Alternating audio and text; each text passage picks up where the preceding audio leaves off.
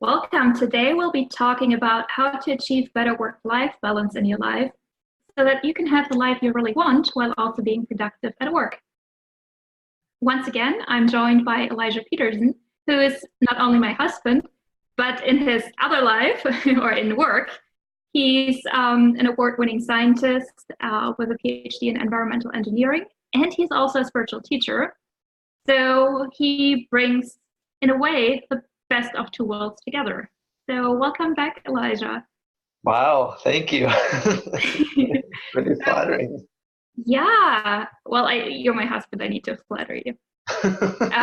Anyway, let's start talking about work-life balance. So, what are some of the challenges that you see when it comes to work-life balance?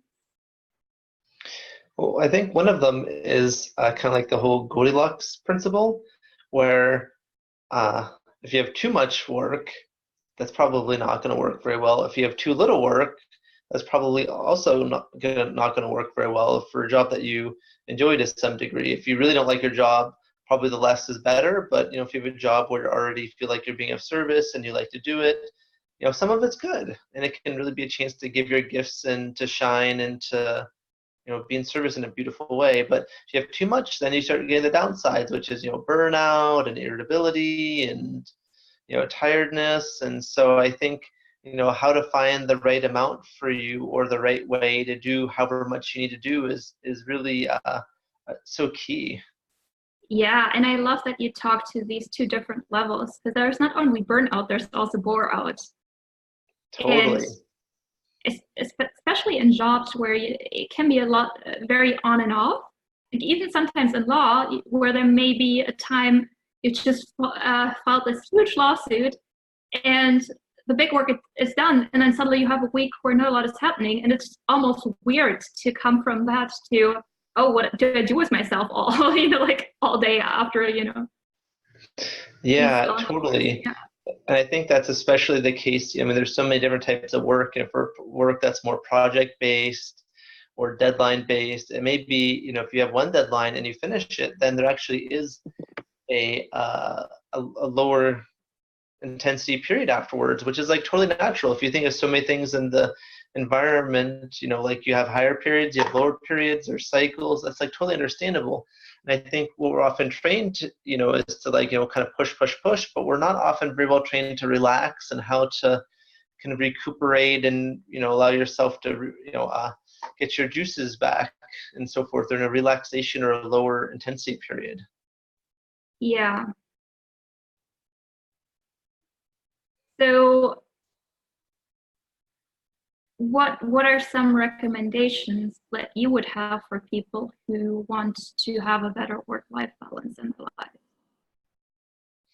Well, I think, some of it is experimentation, like, or for example, how much is a good amount of work, and some of the stuff that you've studied, where it's for entrepreneurs, you just have so much flexibility. You don't have a 9 to 5 schedule, where for other people they might need to be there 9 to 5, but maybe they could work, for some types of jobs they could work 4 days a week or 4.5, or there may be flexibility there.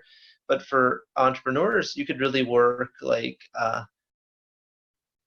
in the evenings more or the mornings more, or there's so many different rhythms and styles. And so I think a lot of it's just experimenting and, if the extent you can with whatever job you have, and really trying to find things that work for you. Yeah. I think what's also really important is to not try, it's not necessarily about balance in the sense of everything has to be equal. It's really okay if at times work takes precedence or family takes precedence or something else takes precedence. I think it's more over the general course of your life. Are you happy with how you're allocating your time? Is that supporting your general well-being, and so on and so forth? Yeah, I agree with the macro level, and even like you're saying for like the law thing with you just submitted something, and then even on like the week to week level, there can also be like the balancing and so forth too. And I think it gets into another topic I was thinking about since it's August, which is for some places in Europe like holiday month, where you basically just take a vacation for much or part of the month and then come back in September. But it's very different, here in the US, where there's kind of more like a working is so important, don't stop kind of attitude. So I think there's a big cultural dimension too. Yeah, I'm sure there are lots of different studies about it, and including studies that may point into different directions. I remember reading this one thing about how in Germany, there's not like that necessarily that blurring of work and life to the same extent, which I'm not sure if that's actually true or not. But that because you can have fun also on weekdays, which means that you want to get your work done so you can have the fun. So we do have the saying in Germany, first work and then sort of like the enjoyment. And it's not kind of like blurring everything together, so maybe there are clearer boundaries in place sometimes. Yeah, I think especially if you're an entrepreneur, where there's always more you could do, and that's true for some salary jobs as well, but it's maybe a little bit less if you have like your 40 hours you're clocking in, clocking out. There's kind of a clear indication. But for other people, like I was reading about, what was it, Slack? What's the chat thing called? Like that. Yeah, Slack, where you could be chatting all night long, or you could be messaging your boss, or there's, I think, I don't know if that's perhaps even an encouragement in some areas in the US of like working more, so don't show people you're off, and people having vacation and not even taking it. Yeah, I think it's very different depending on whether you are in an organization / company and what that work culture there is, or if you're an entrepreneur where it's not that much about proving to another person, hey, I'm super engaged because I answer emails at 2 a.m. Right. So I think for a lot of entrepreneurs, because I think often entrepreneurs actually really like their job, even for employees who really love their job, it can actually be important to have boundaries too, because if you like doing something, you often don't want to stop, but the problem is that can definitely lead to an imbalance at some point. Yeah, and then so the because downsides we're talking about of burning out and being stressed and having a hard time letting go at the end of the day, and a lot of those things can be really evident in those situations. Yeah, like for me, I sometimes notice that I want to continue working, but I also know that it's going to make me less productive if I don't have enough off time, because there are all these studies about how long you can actually be productive. So I think for people who love their work, sometimes it's actually really important to have to set themselves boundaries of like, no, I'm not going to work, on Sunday, or I'm not going to work after whatever hour would work for you. Yeah, I like that so much, and I think also it's important to realize like at least in the US, I know less about some different parts in Europe and other parts of the world, but working long hours is almost like a macho thing. Or like, I'm really working hard. I was there all night, like I was there so late. And it's really, I think, glorifying an unhelpful pattern, both in terms of personal balance and in terms of productivity, because of the decreasing marginal utility of working more. And then also that day. It's completely irrational, right? I get like there are situations where you need to work long hours. I totally get that. If there's something where there's a deadline, you just need to get it done. So I do understand that. Ideally, of course, you would want to have the workflow planned in such a way that there are not that many of these situations where it's just like a bottleneck and everything's kind of like cramming through at the last minute. Unless you're in a startup where that may be your whole work situation, as far as I can tell.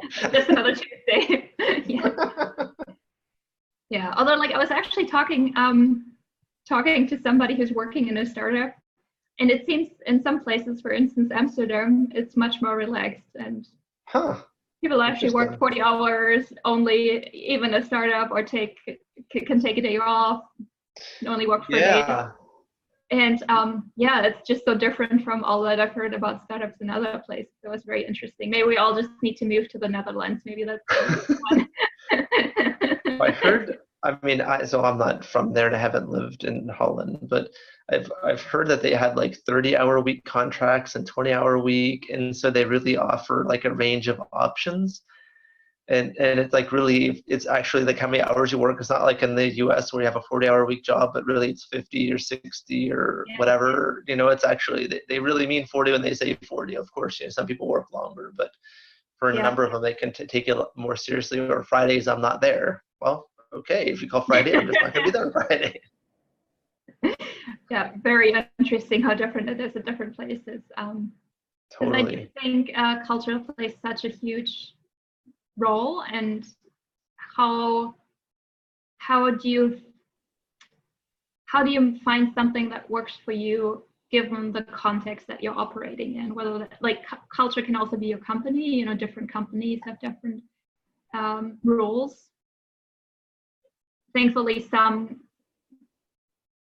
are starting to have policies that are a bit more friendly towards employees in terms of, you know, maybe not having to answer emails that come late at night when they're already home and stuff like that. Yeah, I think it's also such a white collar versus blue collar job thing where, you know, the professional class often it could be longer hours, and there's or at least for some types of jobs. But isn't it really true? Because I mean, if the heating breaks, you want to have somebody come right away, regardless of whether it's the weekend. So I don't know if that's really. I guess my impression is at least for managerial jobs in the U.S., the average is higher than for non-managerial type of jobs, or some jobs along those lines where 50 is more common. But I'm not an expert in these things, and I'm vaguely remember something I read maybe like 5 years ago. But okay. Yeah, so let's get back to sort of like practical tips that have helped us in the past. So, you know, I already mentioned that for me at least, it's good to actually set myself boundaries, like having a day where I don't check my emails and where I don't work at all. And of course, that's an advice that mostly holds probably for entrepreneurs. I think a lot is really also about email management, even though that doesn't really get so much into the work-life thing as more into general productivity. But the thing is, the more productive you are, the more life you can often have, right? Because you're done earlier with your work. So I think finding ways to be more productive can also help. Yeah, at least if you're in a context that acknowledges, you know, where either what you finish, like what you're saying, you know, as an entrepreneur, what you finish is what matters, not how many hours it takes you to finish it. Yeah. Or in a place where your supervisors are more not like they're checking if you're a hard worker, and like where the number of hours may matter as much or more than what's done during those hours. So I think, and I mean, as I was saying earlier, another suggestion is like, you know, to experiment. You know, if you have flexibility, you know, when works well for you, and how much works well for you, and how comfortable are you taking downtime when there's a slower period. I know for me, I'm actually quite uncomfortable with doing it a lot of the time, or I'm kind of so used to looking at the next thing that it's hard to slow down. So if you're like me and kind of got a lot of, you know, praise for, you know, working hard and some of that stuff, it may be a bit of an adjustment to try to like, oh, well, what if I didn't do that from some perspectives for a period? You know, it can be just such a big change. Yeah, and I mean, I think another thing is also to find ways to leave work at work. Yeah. So for instance, right now I actually have the same inbox. I mean, it's different email addresses, but they all land in the same inbox, both for my personal and my professional emails.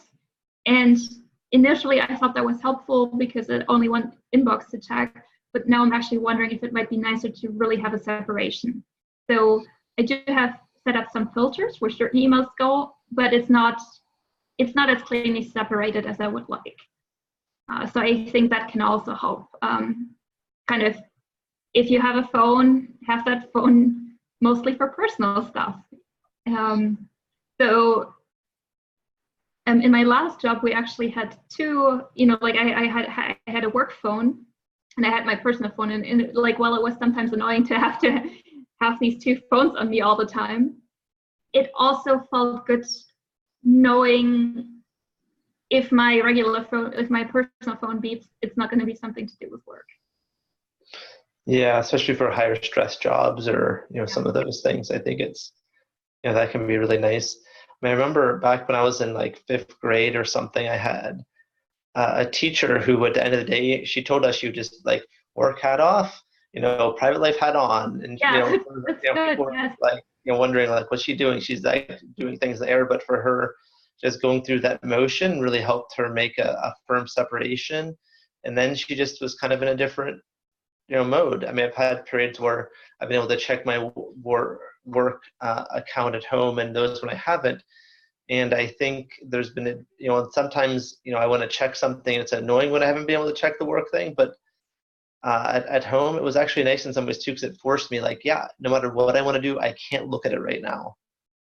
Yeah. So I think it helped me, rest a bit more in between, from when I came back to when I went back to work.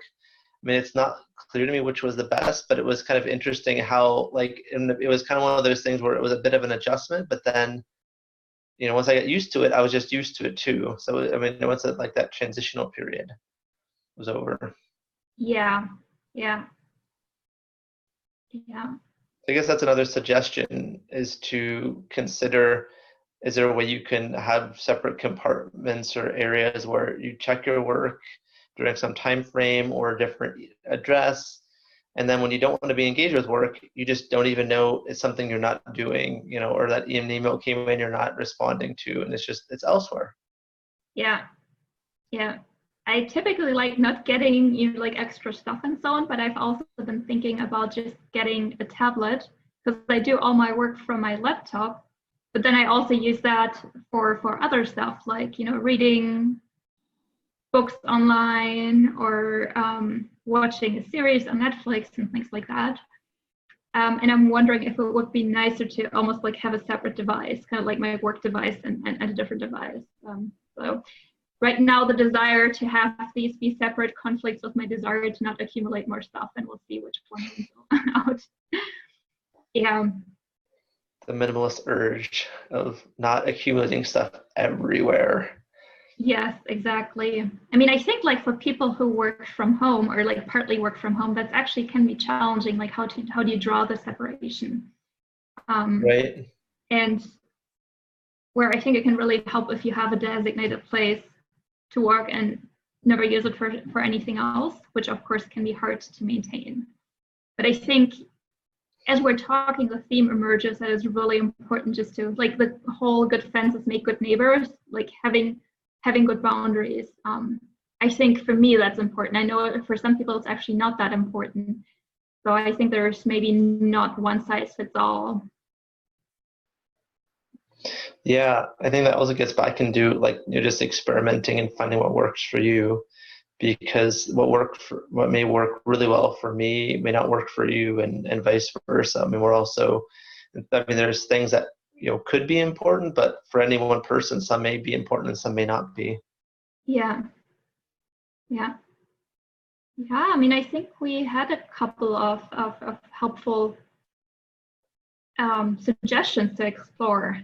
Sort of like the contours of work and life and how they intermerge. And I think it's also where we're like different people in different areas of our lives. We sometimes, we're in a different role at work than when we're with our friends and when we're with our partners, and all that is okay. but yeah, also consciously allowing ourselves to let go of that work role, for instance, at the end of the workday.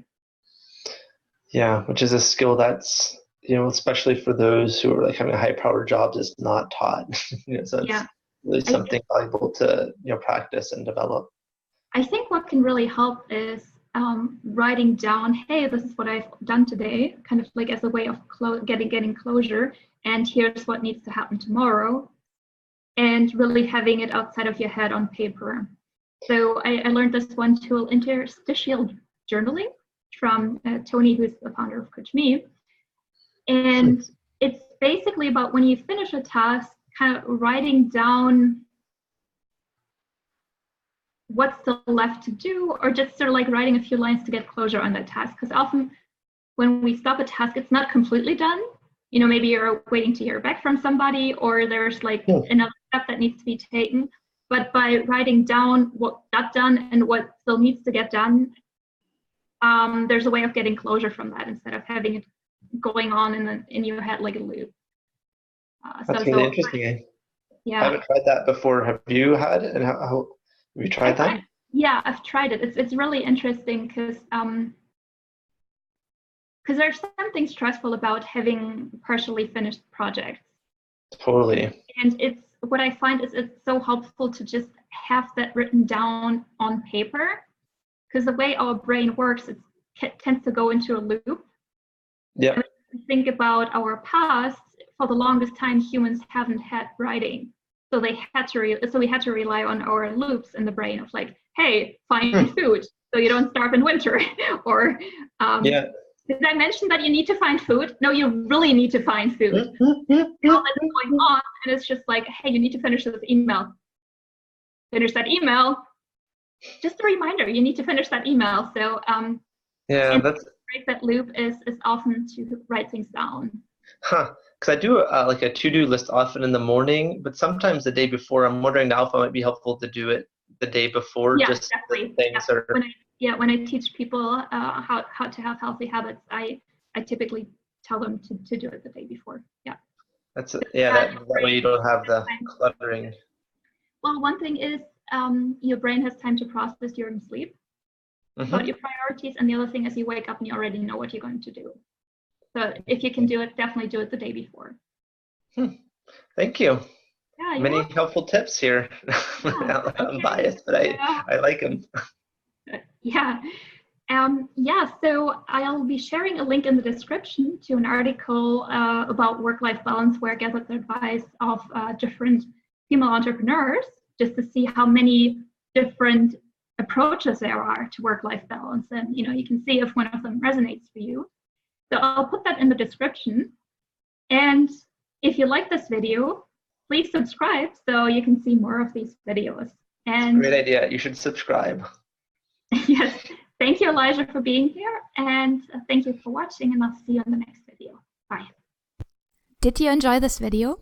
If so, let's stay in contact. Please subscribe to my YouTube channel. You can also sign up for my email list at leaderforgood.com, and you'll not only receive a free Leader for Good meditation, but I'll also keep you in the loop about what I'm cooking up these days. I look forward to seeing you on the other side.